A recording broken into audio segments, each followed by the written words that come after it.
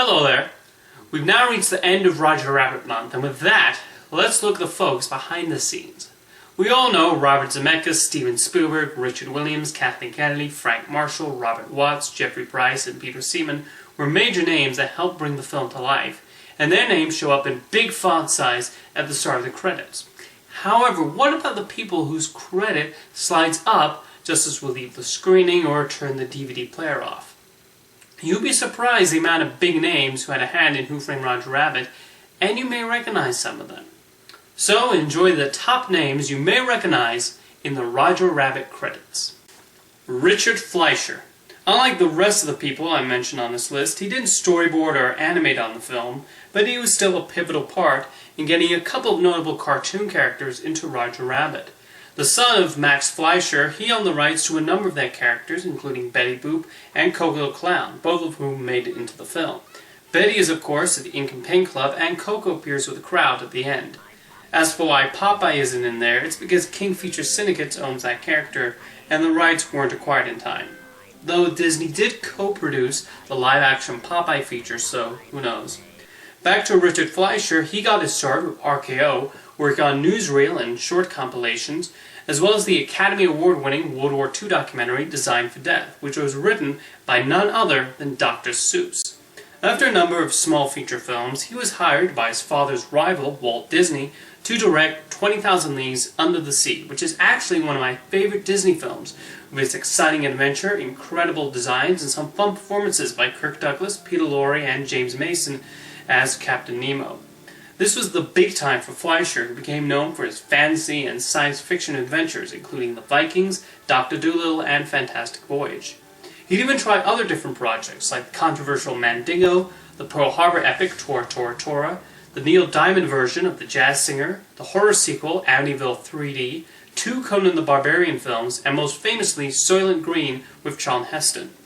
Following his retirement from directing, Fleischer set up a Betty Boop feature film at MGM with Steve Moore directing. The rare material to be released is a storyboard of a musical sequence that actually made him cry. Here on this nearly perfect night, my dream came true. My star came through with every wish but one. Every evening as the twilight falls.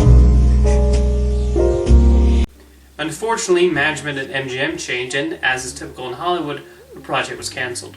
At least for both this unproduced project and her appearance in Who Framed Roger Rabbit, Richard Fleischer tried to keep his father's characters alive, and for that, we are grateful.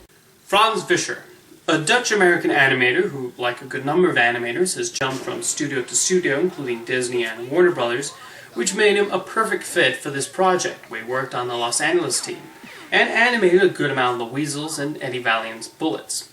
He then animated this memorable bit from the Back to Neverland short in the Disney MGM studios. Oh, I can be anything. I can be just a tiny person. or make my eyes really big, or maybe have legs that are real long. I can even be you, Walter Cronkite. Now hold on there. Can I do this? I'm happy. I'm grumpy. I'm dopey. Hi, everybody. I'm a corporate symbol. Hold it, whoa! Are you fellas finished? I always wanted to do that. Before heading to Hyperion, where he animated on Rover Dangerfield and Bebe's Kids. One of his best jobs was his Annie-nominated work on Darla Dimple and Max the Butler in Cat Stone Dance, and he certainly helped in making them truly villainous. Since then, he had stints at DreamWorks, the Curious George feature, and even the Simpsons movie, as well as being the sequence director on Rugrats Go Wild. Then it was back at Disney, where he worked on the Almost There musical number in The Princess and the Frog. Sadly, Frans Vischer was part of a small group of Disney animators who were recently fired from the studio due to cost cutting. He's found a nice niche for himself illustrating picture books, and we'll certainly see more from Mr. Vischer in the future. Tom Sito, certainly one of the biggest names in the animation community, he also did a lot of weasel work in Who Framed Roger Rabbit, but a lot of his contribution to the film is the final scene. Woody Woodpecker's one appearance was animated by Sito, as well as Sylvester, Yosemite Sam, and Dumbo. That last shot was even entirely animated by Tom Sito, and it might be the reason he is so often sought out for these hybrid projects. His start in the industry was working for Ruby Spears before moving to Richard Williams' crew on Raggedy Ann and Andy, Ziggy's Gift, and even worked on a bit of The Thief and the Cobbler. Before moving to Disney, he even had brief stints at the likes of Nelvana and Filmation. At Disney, Sito animated on Goofy and the Prince and the Pauper, The Beast, The Genie, and then moved to story for Pocahontas and eventually DreamWorks' Ants, The Prince of Egypt, and even Shrek during the point in production when Chris Farley was still voicing the lead character. At Warner Brothers, he directed the animation for Osmosis Jones and served as a storyboard artist and animator on other projects like Looney Tunes Back in Action and Son of the Mask. He even served as storyboard supervisor on Fox's Hybrid Garfield project and recently storyboarded on Illumination's Hop. If you want somebody to work on your animation live-action hybrid, Tom Sito appears to be the man to hire. He even has been a major teacher in the animation community, lecturing at a number of universities, and served as president of the Animation Guild. So to call him an important name in the animation industry is a bit of an understatement. James Baxter. Certainly one of the top hand-drawn and computer animators working today, he actually got his very first credit on Who Framed Roger Rabbit, animating a whole number of characters. It wasn't long until he found himself working under Glenn Keane's unit in The Little Mermaid, and then supervising the animation for Belle in Beauty and the Beast, including that incredible ballroom sequence. Soon he animated Rafiki the Baboon in The Lion King, Quasimodo in The Hunchback of Notre Dame, and then made his way to DreamWorks to animate Moses in The Prince of Egypt, Tullio in The Road to El Dorado, Spirit the Horse, and Sinbad. While he has done computer animation for DreamWorks CG features, Baxter has still found his way back to the pencil, working on Curious George, the Andalusia scenes in Enchanted, the opening sequence in Kung Fu Panda, which earned him an Annie Award, the lovely short Adam a Dog, the hand-drawn animated opening of The Croods, and even an episode of Adventure Time. For all those naysayers saying that hand-drawn animation is dead, James Baxter is here to prove you wrong. Harald Siepermann. One of the great character designers, he had mostly worked freelance at his home in Germany, having been assigned to a number of different projects. His first credit was doing story sketches on Who Framed Roger Rabbit, and soon found himself developing character designs for films as varied as Balto, Tarzan, Treasure Planet, Brother Bear, Enchanted, and even the early concept art for The Snow Queen, when Disney's upcoming feature Frozen was still in its earliest stages. However, his most endearing work was designing the characters on the popular Dutch animated series Alfred Quack. Though I've not watched the show in years, it was actually a big part of my early childhood, and Siepermann's designs were probably a large reason for that. Sadly, Harald Siepermann passed away from cancer on February 16th earlier this year. His contributions to these memorable animated characters will certainly be missed. Mark Kausler. Somebody who's very knowledgeable on classic animation, whose animation career dates back to Yellow Submarine and the heyday of Ralph Bakshi.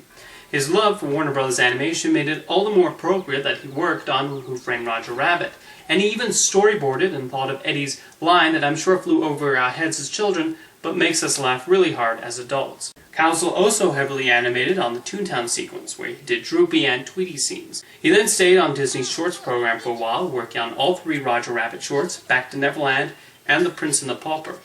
Along with animating Maurice in Beauty and the Beast and storyboarding on The Lion King, Kausler has contributed to television animation over the years, having animated some of the Happy Happy Joy Joy scene on Ren and Stimpy, and even doing character layout for The Simpsons.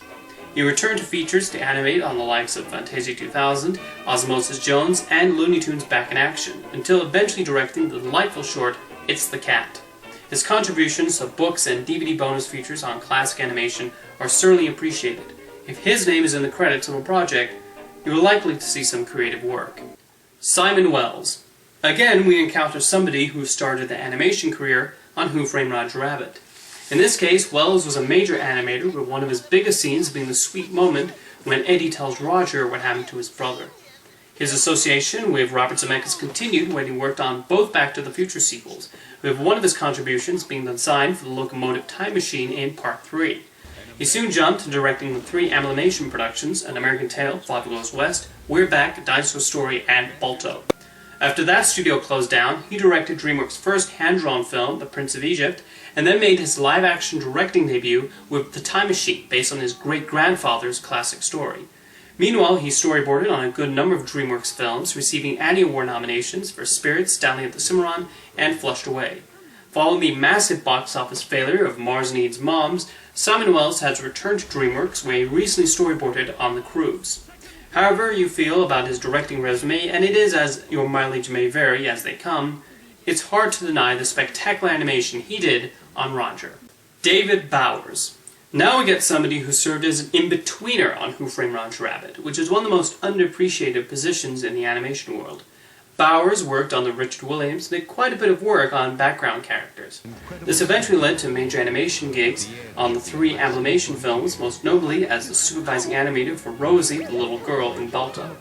His stint at DreamWorks led to storyboarding on the likes of The Road to El Dorado, Chicken Run, and Wallace and Gromit and The Curse of the Were-Rabbit, before landing his feature directing debut on the underappreciated Flushed Away, followed by the even more underappreciated Astro Boy at Imaji. Soon he made a successful jump to live action with the highly enjoyable and very funny Diary of a Wimpy Kid sequels, though even in those, Mr. Bowers managed to slip in some fun animated sequences. He's certainly one of the more underground of family film directors today, but David Bowers certainly knows how to make some very good ones. Bruce W. Smith. An animator with a very unique style, he was working on commercials when he was brought to Disney to work on Who Framed Roger Rabbit on the Dale Bears unit. After that brief stint at Disney, it was not long until he was given the directing job on not only Hyperion's Bebe's Kids, but the animation on Space Jam. Though I don't have the highest opinion of them, Bebe's Kids was at least trying to do something different at a time when other animation studios were simply copying Disney, and Space Jam had some incredible character animation.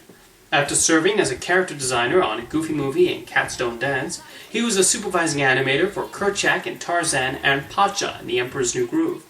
He even got to create his own television show, the successful The Proud Family, which is a Bruce Smith production through and through. Following Disney's return to hand-drawn animation, he did an amazing job at animating Dr. Facilier in The Princess and the Frog and Piglet in Winnie the Pooh. Bruce Smith continues to work at Disney, making shorts that tie into the upcoming film Planes.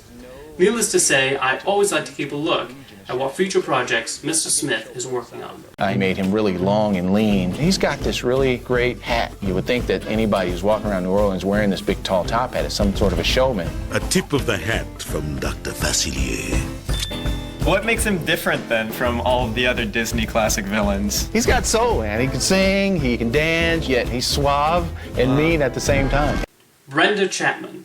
One of the unsung heroes of the Disney Renaissance, she got her first gig at the studio serving as an in-betweener on Who Framed Roger Rabbit, and she has managed to successfully rise up the ranks since then. After working as a storyboard artist on The Little Mermaid, The Rescuers Down Under, and Beauty and the Beast, in which he storyboarded the opening bell number, Chapman became the head of story on The Lion King, and conceived the Pines of Rome segment in Fantasia 2000 alongside Chris Sanders. She even succeeded in creeping us out by storyboarding the scene where Frollo sniffed Esmeralda's hair in The Hunchback of Notre Dame. That fearless quality might be what got her the directing job on The Prince of Egypt, one of my very favorite DreamWorks animated films. She continued to storyboard there on Chicken Run and The Road to El Dorado, and even contributed to Shrek at some point in its troublesome production. Chapman was then invited to Pixar, where she started to work on a personal project called The Bear and the Bow, based on her relationship with her daughter. Sadly, she was replaced by director late in the production, who felt the need to lighten up the story and add stupid humor to an otherwise sweet and emotional story. I still hope somebody will one day make a cut that is closer to Chapman's original vision. After a brief gig consulting at Lucasfilm, she is now developing a new directorial project at DreamWorks, and hopefully she's not replaced this time. However, despite the controversy surrounding this decision, it's great to see this talented artist have an Oscar on her mantelpiece. Joe Ranft. One of the best storymen in animation history, his contributions to the works of Disney, Pixar, and Tim Burton are undeniable. Working as a storyboard artist on Who Framed Roger Rabbit, those who knew him said he had an incredible energy that managed to get into his boards. He was also one of the early supporters of John Lasseter's vision for computer animation. It was no surprise that after storyboarding on the likes of Oliver and Company, Beauty and the Beast, The Lion King, and co-writing the screenplay for The Rescuers Down Under, Joe Ranft went over to Pixar to help develop Toy Story and A Bug's Life. He was also a close friend of Tim Burton's, dating back to that early Disney animation days. Ranft was a puppeteer on Burton's Little Scene television special, Hansel and Gretel, was storyboard supervisor on his productions of The Nightmare Before Christmas and James Giant Peach, and even suggested the idea for Corpse Bride as a possible stop-motion feature. Ranft was adept at voices too, having played Heimlich the Caterpillar and Wheezy the Penguin to memorable effect. Every interview I've seen has talked about his love of creating comedy characters based on props, and what would even serve as an inspiration for Mater in Cars. Sadly, while co-directing Cars, Joe Ranft got into an automobile accident on August 16, 2005, and his presence will definitely be missed in future animated features. But part of me wonders what he would have contributed to any of Pixar's latest works. Chuck Jones. That's right, one of the great animation directors worked on Roger Rabbit, specifically storyboarding the dueling piano scene between Donald and Daffy alongside Richard Williams. However, he later felt Robert Zemeckis ruined the scene, though I think it's one of the best parts in the film. Oh well, I don't think I even need to get into Chuck Jones's career. I mean, the man has worked on so many brilliant shorts and specials over the years. Duck 'em Luck, One Froggy Evening, The Hunting Trilogy, How the Grinch Stole Christmas, The Dawn the Line, High Note, Duck Dodgers, and the Roadrunner shorts. I could go on and on talking about this brilliant artist's work. And though he didn't think too fondly of Who Framed Roger Rabbit, his contribution was still fantastic, as were all of his contributions to the art of animation. And the number one name you may recognize in the Roger Rabbit credits is Andreas Deja. If you were to ask me who my favorite Disney animator is, I would have to say this man. He has such an understanding of animation and movement and has brought to life so many memorable characters, including Roger Rabbit. One particularly notable scene he worked on was when Eddie first finds Roger in his apartment. He even handled other characters too, like the ostrich who passes by Eddie at Maroon Studios, which was the first piece of animation he did on the film. So pivotal was Deja's role in the film that Richard Williams even gave him a shout-out in his Oscar speech. Shortly thereafter, he worked on a lot of Renaissance films, animating King Triton in The Little Mermaid, Gaston in Beauty and the Beast, Jafar in Aladdin, and Scar in The Lion King. He's also the go-to animator for Mickey Mouse, having worked on the character in The Prince and the Pauper, Runaway Brain, and Fantasia 2000. Deja would continually try a different variety of characters, whether it be Hercules, or Lilo, or Mama Odie, and even Tigger. Recently he left Disney to make his own short film, and what little he's released looks really quite stunning. Of course, those are just 13 names from the fantastic and talented group of people who worked on Who Framed Roger Rabbit. Watch the end credits, and you'll be surprised at how many names you recognize.